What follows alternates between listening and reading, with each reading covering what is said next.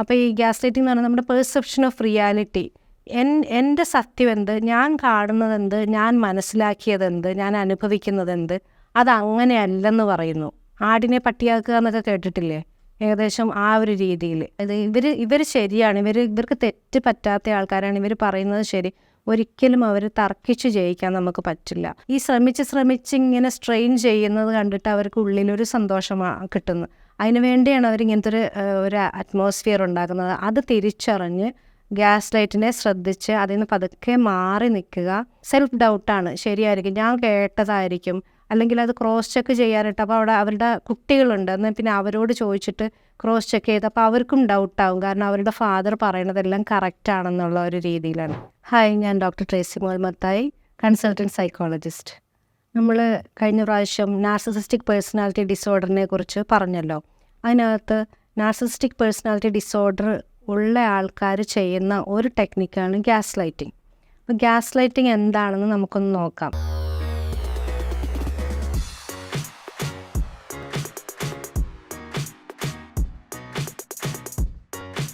Gas ലൈറ്റിങ്ങിനെ കുറിച്ച് നിങ്ങൾ കേട്ടിട്ടുണ്ടാവും.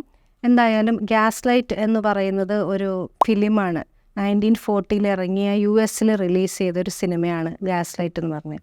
അതിനകത്ത് ആ ക്യാരക്ടേഴ്സിന് അതിൻ്റെ ആ ഒരു മാറ്ററൊന്നും ഞാൻ പറയാം. അതെന്താണെന്ന് വെച്ച് കഴിഞ്ഞാൽ, അതിൽ നായകനും നായികയും കല്യാണം കഴിഞ്ഞ് ഒരു ബംഗ്ലാവിലേക്കാണ് വരുന്നത്. അവർ ആ ബംഗ്ലാവിലേക്ക് വരുന്ന സമയത്ത് അവർ തന്നെ ഉള്ളൂ. അങ്ങനെ അവരുടെ ജീവിതമെല്ലാം അവരങ്ങനെ ഫ്രഷായിട്ട് സ്റ്റാർട്ട് ചെയ്യാണ്. അപ്പോൾ ഇങ്ങനെ ഭർത്താവ് പറയും, ഞാനൊന്ന് പുറത്ത് പോയിട്ട് വരാം, ഈവനിങ് ഒന്ന് ഔട്ട് പോയിട്ട് വരാം എന്ന് പറയും. അപ്പോൾ ഇവരുടെ റൂഫിലും ഫുൾ ഗ്യാസ് ലൈറ്റ്സ് ഉണ്ട്. ഈ ഗ്യാസ് ലൈറ്റ് റൂഫ് ടോപ്പിൽ കയറി റെഗുലേറ്റ് ചെയ്യാൻ സാധിക്കും. അതായത് അത് ഡിമ്മാക്കാനും സാധിക്കും, ബ്രൈറ്റ് ആക്കാനായിട്ടും സാധിക്കും. അങ്ങനെ ഈ മനുഷ്യൻ എന്ത് ചെയ്യും, പുറത്തു പോയിട്ട് ഇവരറിയാണ്ട് അകത്ത് കയറും. ഇവരറിയില്ല. അപ്പോൾ ഭർത്താവ് പുറത്ത് പോയിരിക്കുകയാണ് എന്ന് മാത്രമേ ഇവർക്കറിയുള്ളൂ. അറിയാതെ എങ്ങനെയോ ബാക്കിൽ കൂടി എങ്ങനെ അകത്ത് കയറിയിട്ട് ഈ ഗ്യാസ് ലൈറ്റിൻ്റെ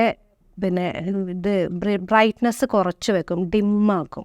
എന്നിട്ട് ഇയാൾ അറിയാണ്ട് വീണ്ടും പുറത്ത് പോയിട്ട് അയാൾ വീണ്ടും ഫ്രഷായിട്ട് തിരിച്ച് ഈവനിങ് വാക്കിനോ പുറത്ത് പോയ ആൾ തിരിച്ച് വരുന്ന പോലെ വീണ്ടും ഒന്നേന്ന് കയറി വന്നിട്ട് അങ്ങനെ കുഴപ്പമൊന്നുമില്ല, അയാൾ പോയി തിരിച്ചു വന്നല്ലോ. അപ്പോൾ വൈഫ് പറയും, അതിന് മുമ്പ് അയാളത് ബാക്ക് ടു ഇതാക്കിയിട്ടുണ്ടാവും കേട്ടോ. തിരിച്ച് വരുന്നതിന് മുമ്പ് വീണ്ടും അകത്ത് കയറിയിട്ട് അത് പഴയ ബ്രൈറ്റ്നസ്സിൽ തന്നെ ആക്കി വെച്ചിട്ടുണ്ടാവും. എന്നിട്ടാണ് വീണ്ടും പോയിട്ട് അയാൾ തിരിച്ചു വരുമ്പം ഇയാളോട് ഭാര്യ പറയും, ഈ ഗ്യാസ് ലൈറ്റ്സ്, ഈ ലൈറ്റ്സൊക്കെ ഡിമ്മായിട്ടുണ്ടായിരുന്നു എന്ന് പറയും.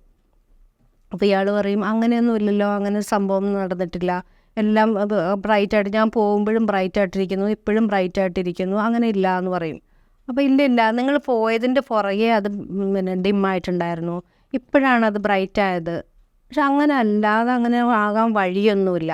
ഈ കാര്യം കണ്ടിന്യൂസ് ആയിട്ട് വർഷങ്ങളോളം ഇയാൾ ഇത് തന്നെ പറഞ്ഞുകൊണ്ടിരുന്നു, ദിവസങ്ങളോളം ഇങ്ങനെ തന്നെ പറഞ്ഞുകൊണ്ടിരുന്നു. അവസാനം അവരുടെ പെർസെപ്ഷൻ ഓഫ് റിയാലിറ്റി, അപ്പോൾ അവർക്ക് തന്നെ അവർ ഡൗട്ടായിട്ട്, വേറെ ഇയാളെക്കുറിച്ച് കംപ്ലൈൻ്റ് ഒന്നും പറയാനില്ല, ഈ ഒരു പോയിൻ്റാണ് മെയിനായിട്ട് യൂസ് ചെയ്യുന്നത്. ഇവർക്ക് തന്നെ തോന്നി, എനിക്ക് തോന്നിയതായിരിക്കും, അല്ലെങ്കിൽ എൻ്റെ കണ്ണിന് എന്തെങ്കിലും പ്രശ്നമുണ്ടോ, അല്ലെങ്കിൽ വെറുതെ അങ്ങനെ തോന്നുന്നതായിരിക്കും, അല്ല ബ്രൈറ്റ്നസ്സും ലൈറ്റും തമ്മിൽ എങ്ങനെയാണ്, അങ്ങോട്ടാണോ ഇങ്ങോട്ടാണോ, അങ്ങനെയൊക്കെയുള്ള ഒരു രീതിയിൽ. അങ്ങനെ കുറച്ച് നാൾ കഴിഞ്ഞപ്പോൾ അവർ മെൻ്റലി ഇല്ലായി, അവരുടെ മാനസിക നില തെറ്റി. അയാൾക്ക് വ്യക്തമായ ഉദ്ദേശം ഉണ്ടായിരുന്നു, ഇവരുടെ സ്വത്ത് എഴുതിയെടുക്കുക എന്നുള്ളതായിരുന്നു. അതങ്ങനെ ചെയ്തു. അങ്ങനെയാണ് ആ കഥ, ആ സിനിമ അങ്ങനെയാണ്. ഗ്യാസ് ലൈറ്റിംഗ് എന്ന് പറയുന്നത് നമ്മുടെ പെർസെപ്ഷൻ, അതിൽ നിന്നാണ് ഈ ഗ്യാസ് ലൈറ്റിംഗ് എന്നുള്ള വേർഡ് വന്നിട്ടുള്ളത്.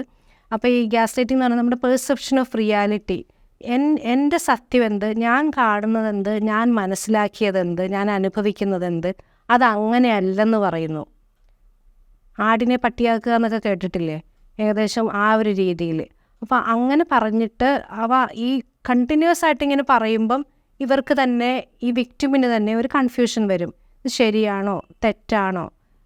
വേറൊരു കോണ്ടെക്സ്റ്റ് ഉണ്ട് ഇതിനകത്ത്. അതെന്താണെന്ന് വെച്ച് കഴിഞ്ഞാൽ, ഇപ്പോൾ ഈ അബ്യൂസറായിട്ടുള്ള ഒരാൾ പല പ്രാവശ്യം ഒരു 8 കാര്യങ്ങൾ പറഞ്ഞു, വിക്ടിമിന് അറിയാവുന്ന കാര്യങ്ങൾ, അത് 8ഉം ശരിയാണെന്ന് വിചാരിക്കുക. അവർ നോക്കുമ്പം ആ പറഞ്ഞത് അങ്ങനെ തന്നെ, തിരുവനന്തപുരത്ത് പോയിട്ട് വന്നു, അല്ലെങ്കിൽ ഇന്ന സാധനം മേടിച്ചിട്ട് വന്നു, അതങ്ങനെ തന്നെ മേടിച്ചിട്ട് വന്നു, അങ്ങനെ എല്ലാമൊക്കെ ശരിയാണ്.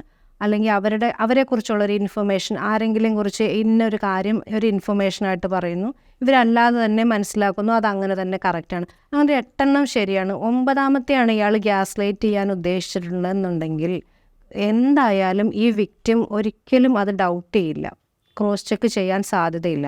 കാര്യം അവർ വിചാരിക്കും അത് ശരിയാണ്.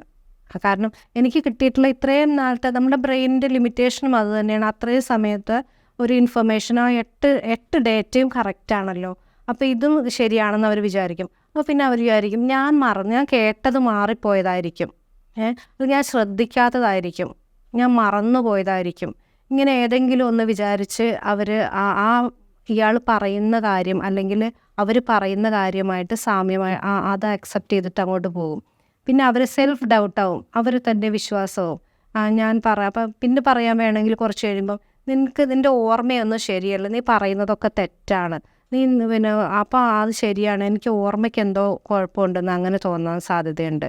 പിന്നെ അതുപോലെ തന്നെ അങ്ങനെ കറക്റ്റായിട്ട് ആത്മവിശ്വാസത്തോടെ ഒരു സ്റ്റേറ്റ്മെൻറ്റ് പറയാനൊരു മടിക്കും. പിന്നെ കാര്യം ഇത് തെറ്റാണോ ശരിയാണോ, അത് ഇതിന് മുമ്പ് ഇങ്ങനെ വന്നിട്ടുണ്ടല്ലോ, അപ്പം ഞാൻ കണ്ടതാണോ ശരി, അപ്പം അങ്ങനെയുള്ള അതിനെയാണ് ഗ്യാസ് ലൈറ്റിംഗ് എന്ന് പറയുന്നത്. അതിന് വേറൊരു എക്സാമ്പിളും കൂടി ഞാൻ പറയാം ഗ്യാസ് ലൈറ്റിങ്ങിൻ്റെ. അതായത് ഇതുപോലൊരു ഹൗസ് വാമിങ്ങിന് എൻ്റെ ഒരു ക്ലയൻറ്റ് പോയതാണ്. ഹൗസ് വാമിങ്ങിന് ക്ലയൻറ്റ് പോയതല്ല, ക്ലയൻറ്റിൻ്റെ ഹസ്ബൻഡ് ഹൗസ് വാമിങ്ങിന് പോയിട്ട് വന്നു. ഒരു റിലേറ്റീവിൻ്റെ വീട്ടിൽ എത്ര സ്ക്വയർ ഫീറ്റ് ഉണ്ടെന്ന് പറയുന്നു. അപ്പോൾ എത്ര സ്ക്വയർ ഫീറ്റ് ഉണ്ടെന്ന് ഇയാൾക്ക് അവിടെ കുറച്ചും കൂടി കൂട്ടി പറയണമായിരുന്നു, ഇയാളുടെ ഒരു ഈഗോ സാറ്റിസ്ഫൈ ചെയ്യാൻ വേണ്ടി. 4500 5000 അങ്ങനെ എന്തോ കൂടിയ ഒരു സ്ക്വയർ ഫീറ്റ് പറഞ്ഞു. അങ്ങനെ ഇവർ മക്കളുമായിട്ട് തിരിച്ച് കാറിൽ തിരിച്ചു വരുന്ന സമയത്ത് വീണ്ടും ഇത്രയും സ്ക്വയർ ഫീറ്റൊക്കെ അത് ആർക്കും അവരവിടുത്തെ വേറെ വീട് അവർക്ക് അപ്പുറത്തുണ്ടല്ലോ, എന്തിനാണ് ഇത്രയും സ്ക്വയർ ഫീറ്റ് എന്നൊക്കെ ഈ വിക്ടിം ചോദിക്കുമ്പോൾ അയാൾ പറഞ്ഞു ആര് അത്രയും സ്ക്വയർ ഫീറ്റൊക്കെ പണിതു, അതെങ്ങാണ്ട് 3000 സ്ക്വയർ ഫീറ്റ് 2800 സ്ക്വയർ ഫീറ്റേ ഉള്ളൂ. അപ്പോഴല്ലേ അല്ല ആര് പറഞ്ഞ 5000 സ്ക്വയർ, വേറെ പണിയൊന്നുമില്ല, 5000 സ്ക്വയർ ഫീറ്റോ. അപ്പോൾ ഓൾറെഡി ഈ വിക്ടിമിന് ഇത് ഇങ്ങനത്തെ ഒരു സീരിയലായിട്ട് ഇങ്ങനെ പറഞ്ഞിട്ടുള്ള ഒരു സീരീസായിട്ട് ഇങ്ങനെ ഉള്ളത് കൊണ്ട് സെൽഫ് ഡൗട്ടാണ്, ശരിയായിരിക്കും, ഞാൻ കേട്ടതായിരിക്കും, അല്ലെങ്കിൽ അത് ക്രോസ് ചെക്ക് ചെയ്യാനായിട്ട്. അപ്പോൾ അവിടെ അവരുടെ കുട്ടികളുണ്ട്, എന്നാൽ പിന്നെ അവരോട് ചോദിച്ചിട്ട് ക്രോസ് ചെക്ക് ചെയ്ത് അപ്പോൾ അവർക്കും ഡൗട്ടാവും, കാരണം അവരുടെ ഫാദർ പറയണതെല്ലാം കറക്റ്റാണെന്നുള്ള ഒരു രീതിയിലാണ്. അപ്പോൾ ഇതാണ് ഗ്യാസ് ലൈറ്റിങ്ങിൻ്റെ ഒരു എക്സാമ്പിൾ ഞാൻ പറഞ്ഞതാണ്. ഇത് ശ്രദ്ധിക്കുക എന്നുള്ളതാണ് ഇതിനകത്ത് നമ്മൾ ചെയ്യേണ്ട കാര്യം. ഇപ്പം ഇതിൽ വിക്ടിംസ് ചെയ്യേണ്ടത് ഗ്യാസ് ലൈറ്റ് ചെയ്യുമ്പം നമ്മൾ അതിനെ പിന്നെ കവർ ചെയ്യാനോ ഡിഫെൻഡ് ചെയ്യാനോ അതിനെ പിന്നെ സ്ഥാപിക്കാനോ പോകരുത്, ഒരിക്കലും നടക്കില്ല. കാര്യം അത് they are called mister right or miss right എന്ന് പറയും. അതായത് ഇവർ ശരിയാണ്, ഇവർക്ക് തെറ്റ് പറ്റാത്ത ആൾക്കാരാണ്, ഇവർ പറയുന്നത് ശരി. ഒരിക്കലും അവർ തർക്കിച്ച് ജയിക്കാൻ നമുക്ക് പറ്റില്ല. അല്ലെങ്കിൽ വെറുതെ അവരെ ഇങ്ങനെ മനസ്സിലാക്കാൻ ഇങ്ങനെ ശ്രമിച്ച് അതവരുടെ ഫീഡാണ്, അതാണ് അവരുടെ സപ്ലൈ എന്ന് പറയുന്നത്. ഈ ശ്രമിച്ച് ഇങ്ങനെ സ്ട്രെയിൻ ചെയ്യുന്നത് കണ്ടിട്ട് അവർക്ക് ഉള്ളിലൊരു സന്തോഷമാണ് കിട്ടുന്നത്. അതിന് വേണ്ടിയാണ് അവരിങ്ങനത്തെ ഒരു അറ്റ്മോസ്ഫിയർ ഉണ്ടാക്കുന്നത്. അത് തിരിച്ചറിഞ്ഞ് ഗ്യാസ് ലൈറ്റിനെ ശ്രദ്ധിച്ച് അതിൽ നിന്ന് പതുക്കെ മാറി നിൽക്കുക. നിങ്ങൾ തെറാപ്പി എടുക്കേണ്ടതുണ്ട്. നിങ്ങൾക്ക് നല്ലൊരു ഫ്രണ്ട് ഉണ്ടെങ്കിൽ അവരോട് ഈ കാര്യം തുറന്നു പറയുമ്പോൾ അവർക്ക് മനസ്സിലാകും, വിശ്വസിക്കാൻ പറ്റുന്ന ആരോടെങ്കിലും ഇത് പറയുക. ഇതിന് ഇന്നിപ്പോൾ കൗൺസിലിംഗ് ഫെസിലിറ്റീസ് അവൈലബിൾ ആണ്, തെറാപ്പി അവൈലബിൾ ആണ്. അത് അറിയാവുന്നൊരു തെറാപ്പിസ്റ്റിൻ്റെ അടുത്ത് തന്നെ പോയിട്ട് സപ്പോർട്ട് എടുക്കുക. നിങ്ങൾക്ക് നന്നായിട്ടത് മാനേജ് ചെയ്യാൻ സാധിക്കും.